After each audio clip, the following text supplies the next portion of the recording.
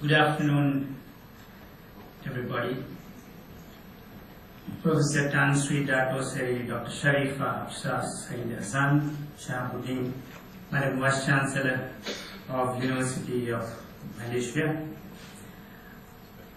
His Excellency Mr. Ibrahim Hanza, Sri Lanka's High Commissioner to Malaysia, Professor Dr. Noor Azlan Ghazali, whom I have known for quite some time now, Deputy Vice Chancellor, Academic and International Affairs of the University of Malaysia, Professor Dr. Izani Ibrahim, Dean of the UKM Graduate School of Business, our host this evening, distinguished guests from Malaysia as well as Sri Lanka, and friends.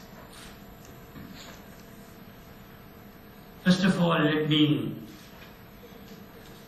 convey my heartfelt thanks for giving me this very valuable opportunity to address you today and be in the midst of scholars from one of the most prestigious universities in Malaysia.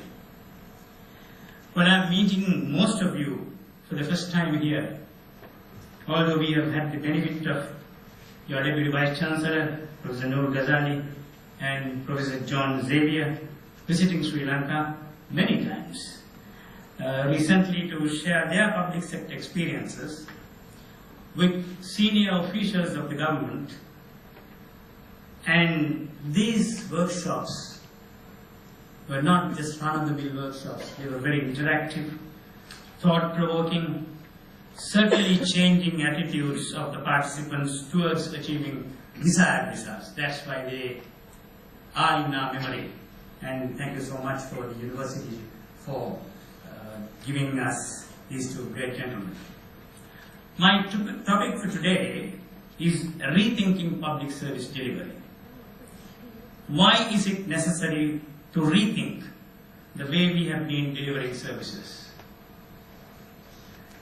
Just take a moment to see how rapidly demographics have changed over the recent years. In 1960, the world's population was just 3 billion.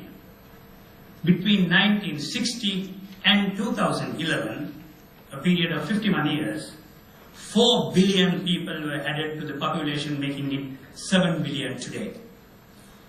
According to UN predictions, another 1.4 billion people will enter the world population figure by 2030. That's not far away. Well, that is only part of the story. The world is also graying. Well, some people, of course, have been very clever to hide their graying, but the fact of the matter is that they cannot hide their age.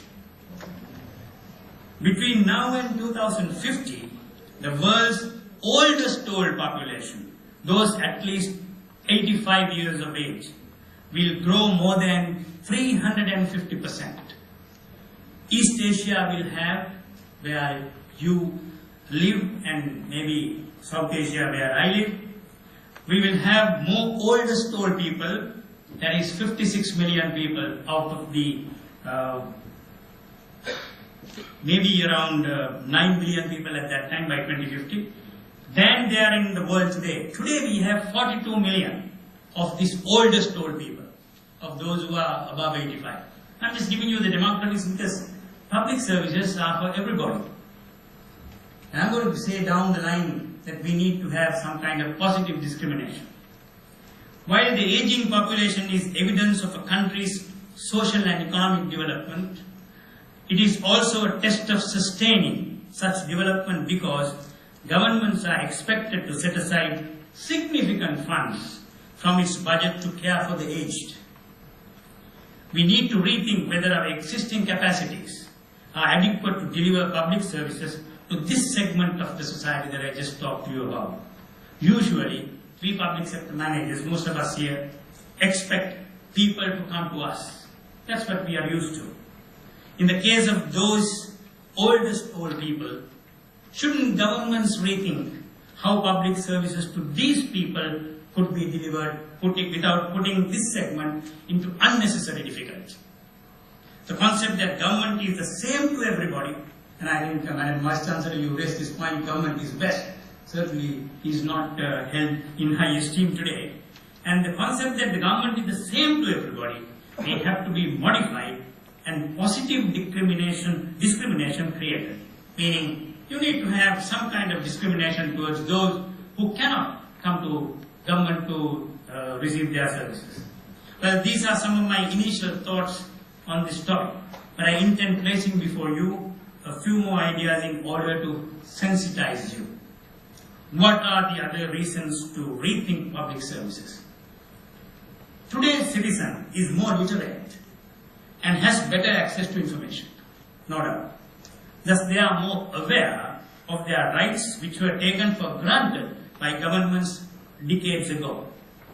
They also experience services delivered by efficient private sector institutions and are unable to fathom why the public sector cannot do the same or even more. Unlike 40 or 50 years ago, when public sector was responsible for delivering almost all services, and the only standard of service delivery was set by the public sector alone. Today, the private sector, although profit motivated, has stepped up the service delivery expectation of the citizen. So they are used to a better standard. That is why they compare government with the private sector. There is another emerging group of service demanders, the tech-savvy populace, including the Generation Y, for whom any service delivered with speed less than 1 megabyte per second simply needs a major overhaul. Are we in the public sector ready to meet these new service expectations? Well, these are some of the thoughts that the two gentlemen from the University of Malaysia also, I think, floated in our public services. But having had the benefit of looking at some of your best institutions like Pemandu, I was at Mampu this morning. I had my initial briefing, which is fantastic, by the Chief Secretary to the Government of Malaysia. I think you have thought of some of these things. You have begun to realize, well, you need to be thinking differently. So I'm glad this topic is becoming very interestingly topical today. My question to my public service colleagues is that are we ready to meet these new service expectations? It's a huge demand. Now, I have not been a particular